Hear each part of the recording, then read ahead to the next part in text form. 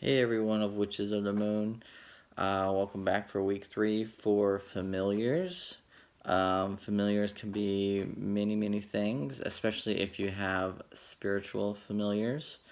I think what I have the most experience in is spiritual familiars, so I'm going to talk about that. But there are physical familiars where you actually have that animal. I hate to say as a pet, but as a family member, you have that animal and you take on the commitment um, to house that animal, and that animal takes care of you in other ways as well.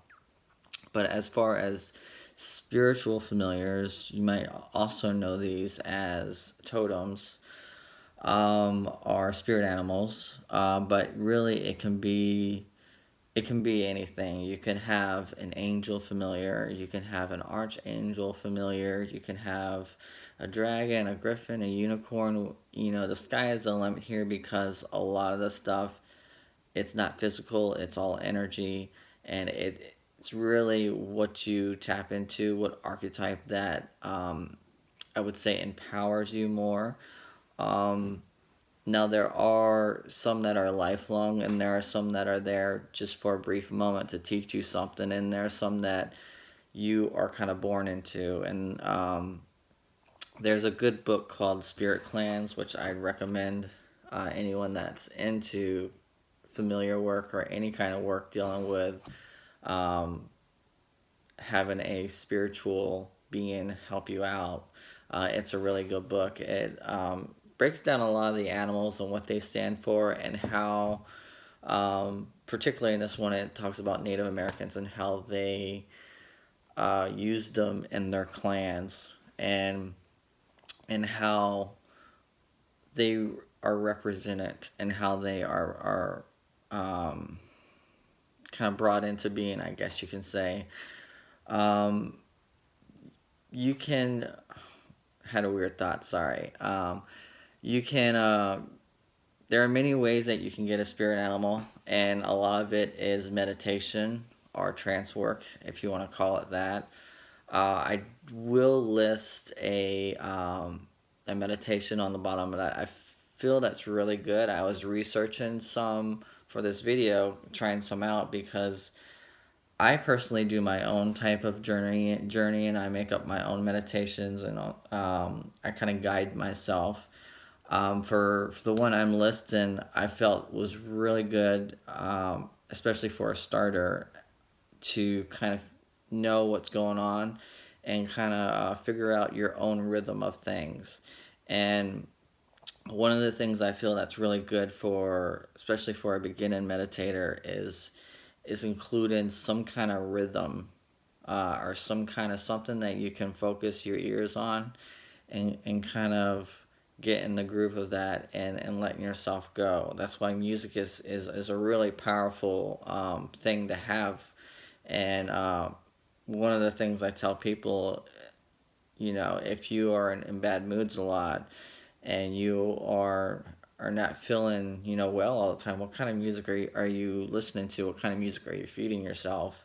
And so it's really good to, especially when you start meditating and you start putting yourself in these zones, to start listening to positive music, very uplifting, very empowering music that you feel that actually brings a good state of being for yourself. um, Mantra work is very good for starting meditation, starting um, getting finding yourself basically in the spirit world, so you can find your familiar. In fact, I'm sure there are plenty mantras out there, are many things that you can come up with to kind of get yourself in the right mindset when you're in meditation, to find your spirit animal or your spirit familiar. What else do I have for you guys?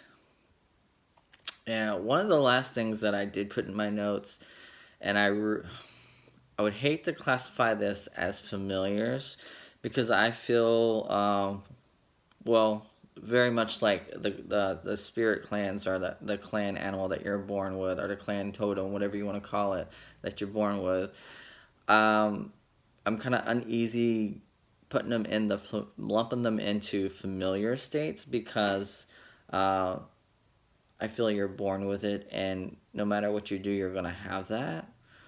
It's just how you use that information that is given to you from that particular aspect, and that is the ancestor work.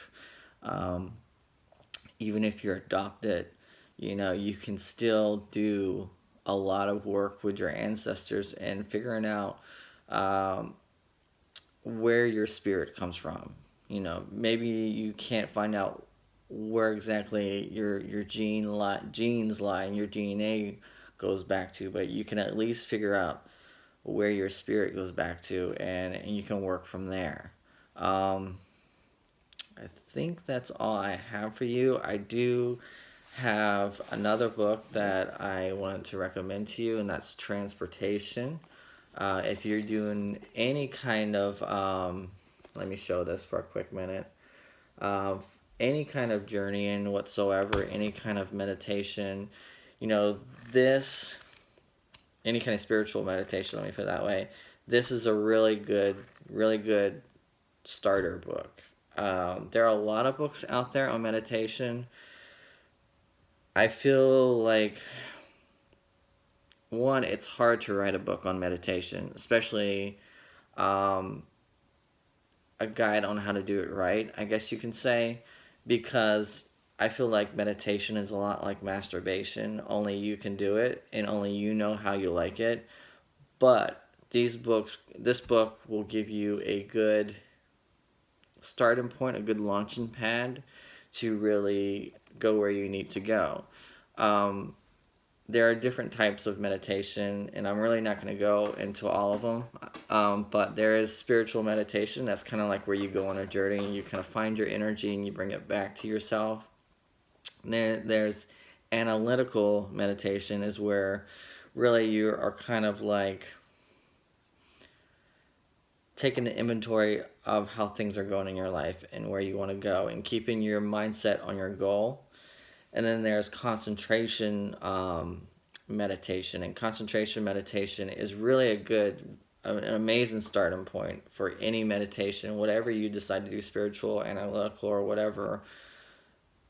That's what you want to start off with, is concentration meditation. And really, the general tip that I give everyone is count to 21 on out breaths. So each out breath, you'd count 1, 2, 3, and go to 21. And if you feel like your breath is not relaxed enough, because you'll start to pay attention to your breath, and you'll notice that it's you hold yourself back, and just go back to 1 again and go back to 21, 1 to 21, until you to get relaxed, until you get to a point where you feel like you can go somewhere, whether that's a mental somewhere or a spiritual somewhere. That's up to you.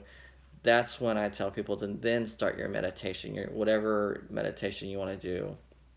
All right, so that's kind of my general tip on meditation. I didn't see myself giving that out today, but okay, someone needed to hear that. All right, well, you guys, I'll see you next time. I don't even know what the next topic is. All right, well, I'll see you guys for next week. You have a good one.